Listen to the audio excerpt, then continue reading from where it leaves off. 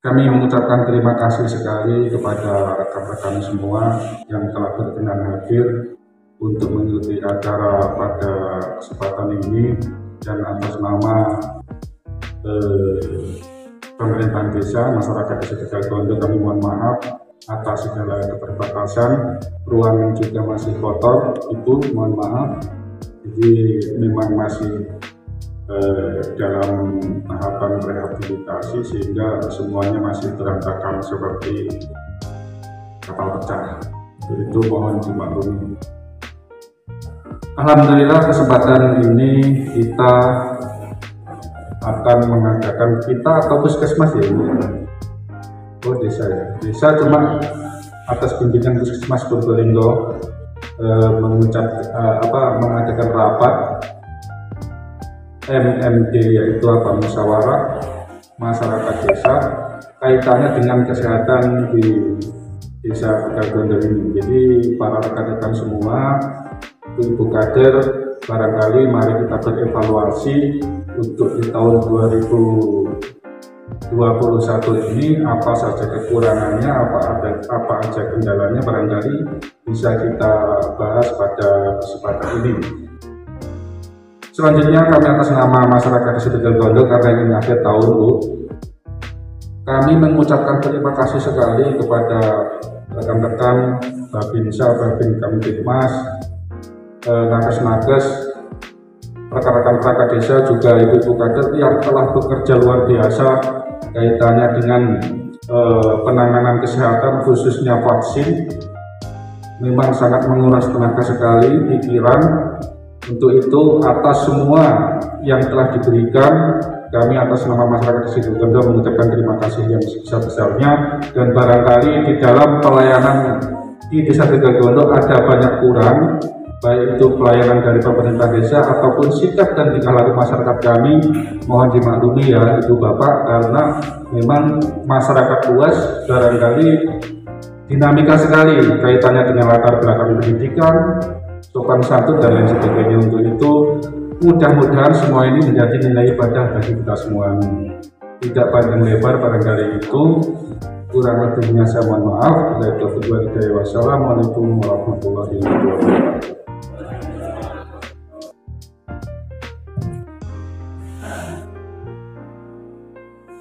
Demikian tadi sambutan dari Bapak Kepala Desa.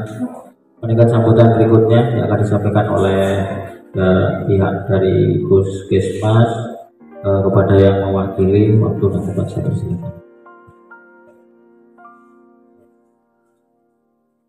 Assalamualaikum warahmatullahi wabarakatuh. Yang saya hormati Bapak Kepala Desa Tegal Gondo, Bapak Babin Kamtib, maupun Bapak Babinsa, serta perangkat desa dan ibu-ibu kader yang berbahagia.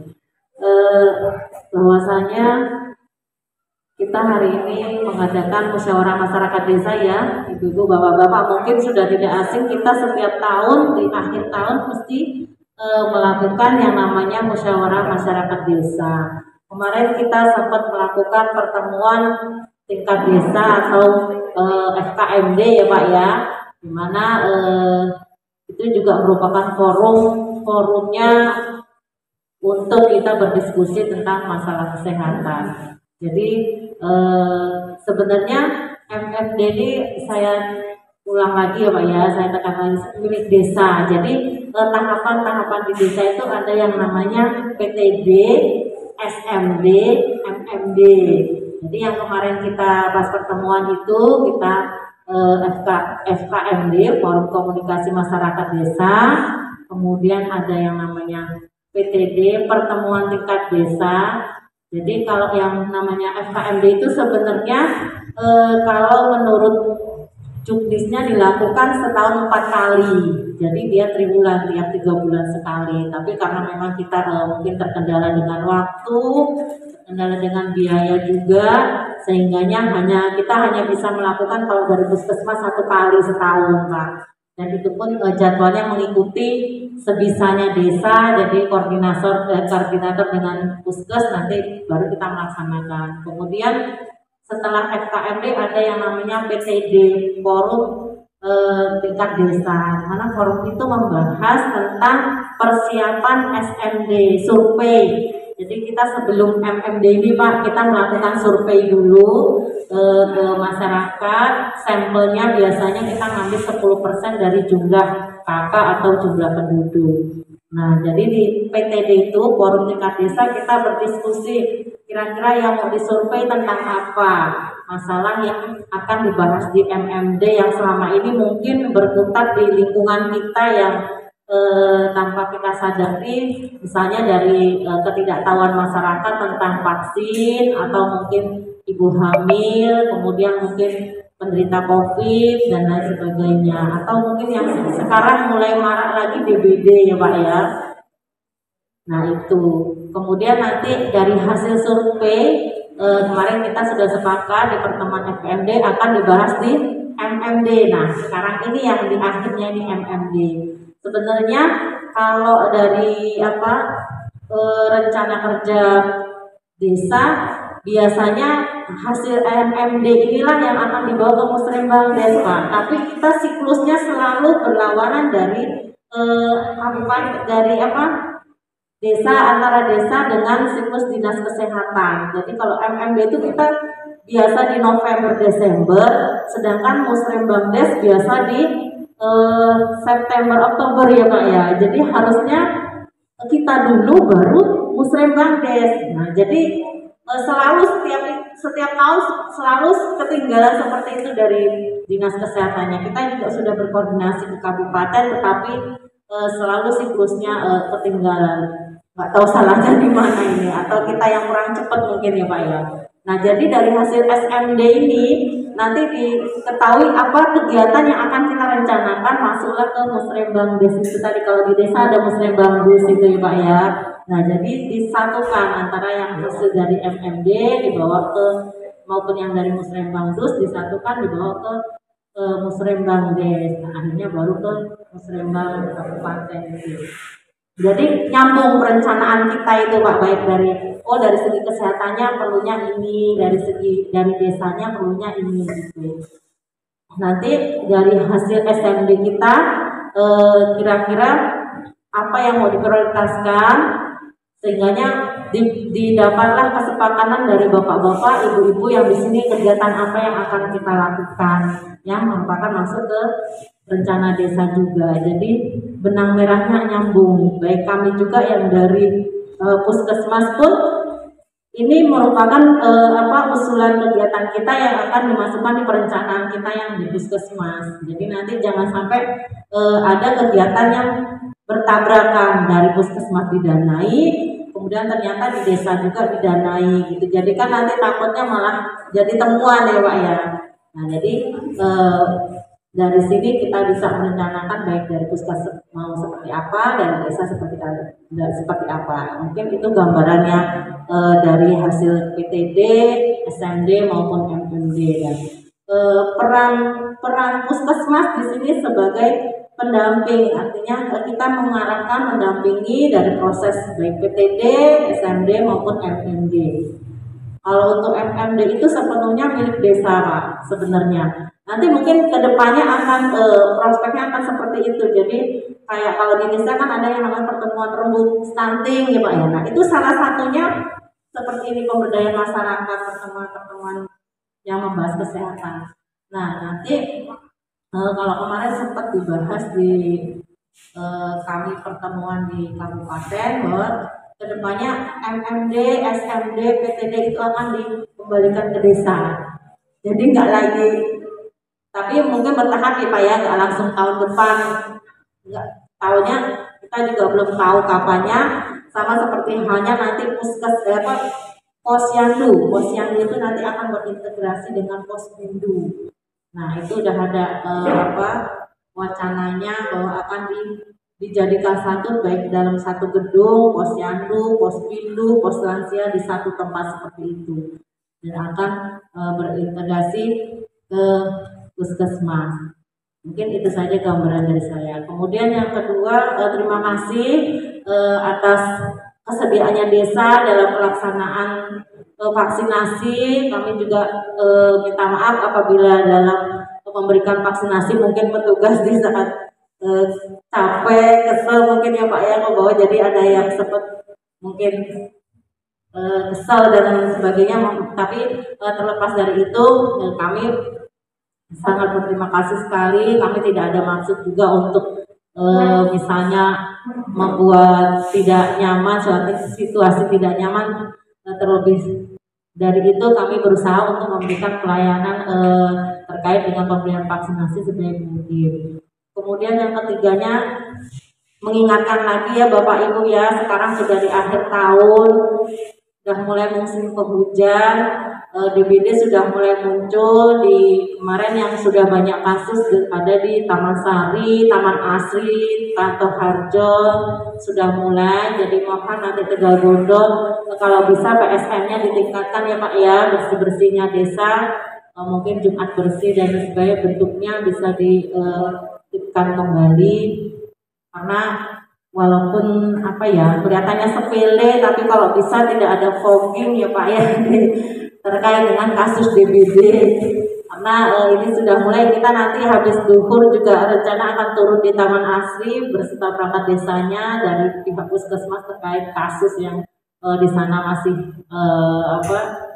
masih katakanlah masih tinggi, masih booming ya Pak. Dan itu tempatnya biasanya ya di tempat itulah, karena dia sudah di tahun kemarin sudah terkena fogging, sehingga nyamuk itu dia kebal. Kalau sudah kena asap fogging itu untuk nyamuk dewasanya dia tidak akan fogging mungkin nyamuk dewasanya mati, tetapi untuk jentik nyamuknya dia akan resisten, sehingga kalau disemprot sudah tidak lagi mempan.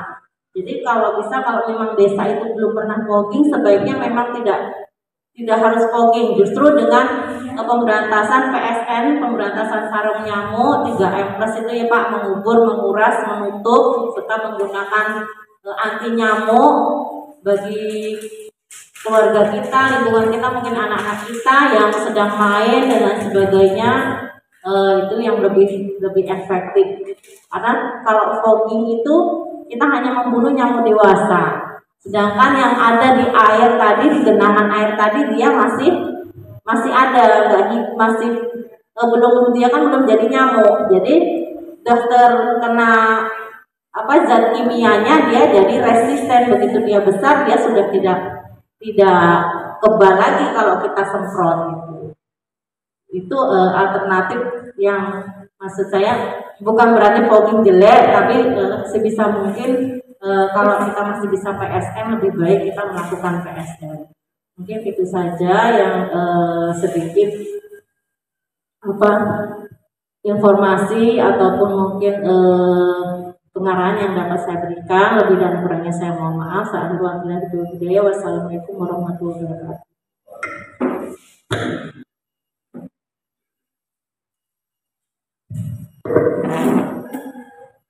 Terima kasih. Meningkat acara berikutnya yaitu pemaparan materi oleh Bidan Desa kepada Ibu Eti Yunisa Santi. Waktu dan tempat saya persilakan.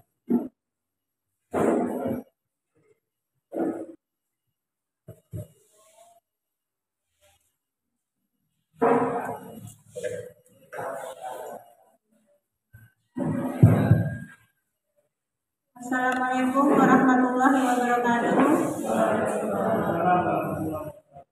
Terima kasih atas waktu yang diberikan kepada saya. Ini tentang pemaparan keadaan desa Tegal Gondo di bidang kesehatan dalam kegiatan MMD Musyawarah Masyarakat Dulu di Jakarta. Ini jumlah kader kesehatan di desa Tegal Gondo. Posyandu balita terdiri dari 4 pos dan posnya terdiri dari 7 kader, jadi totalnya 28 kader. Posyandu lansia terdiri dari 4 pos juga, 1 pos terdiri dari 5 kader, total 20 kader. Pos bidu baru terdapat 1 pos bidu, yaitu 5 kader. PHBS itu terdiri dari 10 kader yang terbagi dalam 4 dusun. Kader Posdes ada 2, kader jiwa atau ODGJ ada 2, kader stunting ada 5 dalam 4 dusun. Jumlah kasus COVID-19 di tahun 2021 Desa Tegalgondo berjumlah 38 kasus. Jumlah kontak eratnya ada 78 orang dan jumlah positif COVID-19 meninggal dunia ada 3 orang. Jadi total sembuh pasien COVID di Desa Tegalgondo ada 35 orang. Ini persebarannya setiap bulan terdapat 25 kasus di bulan Agustus. Puncaknya pasien COVID-19 di tahun 2021. Jumlah sasaran vaksin COVID-19 data per tanggal 26 bulan 12 tahun 2021 Desa Tegalgondo jumlah sasaran usia 12 tahun plus 1.453 jiwa. Jumlah sudah vaksin 1.294, jumlah belum vaksin 159 dengan paparan ibu hamil, penyakit stroke, penyesal, dan hipertensi. Tujuan masyarakat mengenal masalah kesehatan di wilayahnya. Masyarakat bersepakat untuk menanggulangi masalah kesehatan melalui pelaksanaan desa siaga dan Posdes. Masyarakat menyusun rencana kerja untuk menanggulangi masalah kesehatan masyarakat desa siaga. Di pengertian MMD, ibu-ibu kader sudah tahu belum pengertian MMD? MMD, musyawarah masyarakat desa, adalah pertemuan perwakilan warga desa untuk membahas hasil survei Mawasgiri dan merencanakan penanggulangan masalah kesehatan. SMD, jadi sebelum MMD dilaksanakan SMD, survei Mawasgiri, pengumpulan data, pengajian masalah kesehatan oleh sekelompok masyarakat. Dan untuk Desa Tegalgondo yang melaksanakan yaitu kader PHBS.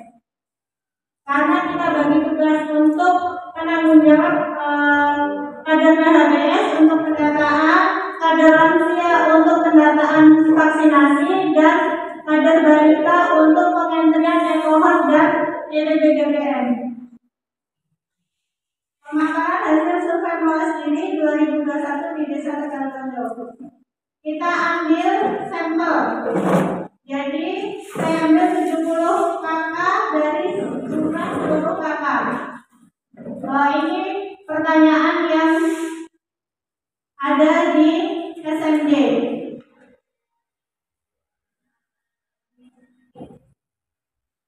Ini pertanyaan-pertanyaannya. Ya. Kesehatan ibu hamil, kesehatan lingkungan, prokes, cerdas atau kebijakan desa, itu nilai-nilainya. Nah, identifikasi perilaku, Memblar Posyandu. Memblar Posyandu kita belum full ada ya Pak untuk Memblar Posyandu. Terus IMD, inisiasi menyusui dini, itu masih sangat rendah. Yang pertama yaitu karena sekarang banyak persalinan dengan sesar. Yang ketiga, tidak semua mempunyai BPJS, dan yang keempat merokok. Ini masalah dari hasil MMD vaksin COVID-19 belum 100%.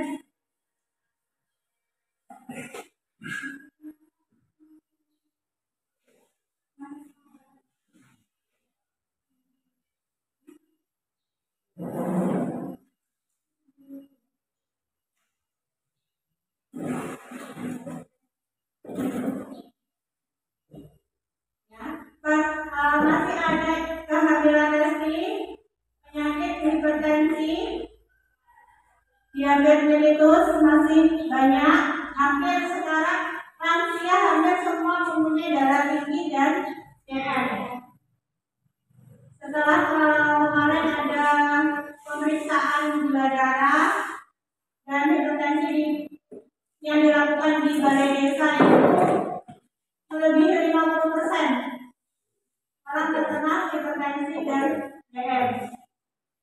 Selanjutnya kunjungan posyandu lansia masih kurang. Nah, ini khusus untuk para bapak-bapak. Kunjungan lansianya untuk para bapak-bapak sangat-sangat rendah dengan alasan katanya kesibukan di rumah. Nah, nanti kita cari solusi bareng-bareng ya. Fasilitas posyandu belum lengkap ya tadi ya teman-teman. Itu belum cukup. Persalinan masih banyak yang sesar sekarang. Masih eksklusif kepemilikan BPJS dan SDM kader dan fasilitas. Karena sekarang kader itu dituntut untuk bisa pengentrian, menkohort dan BPJS. Jadi saya mohon kerjasamanya dengan desa mungkin nanti mengajukan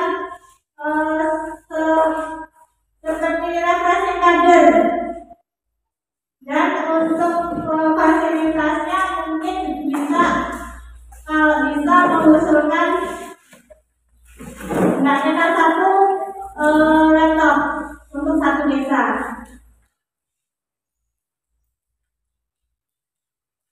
Prioritas masalah. Nah, anggota keluarga yang masih merokok. Sebenarnya kalau merokok itu boleh tapi di tempat yang terbuka, jangan di dalam ruangan.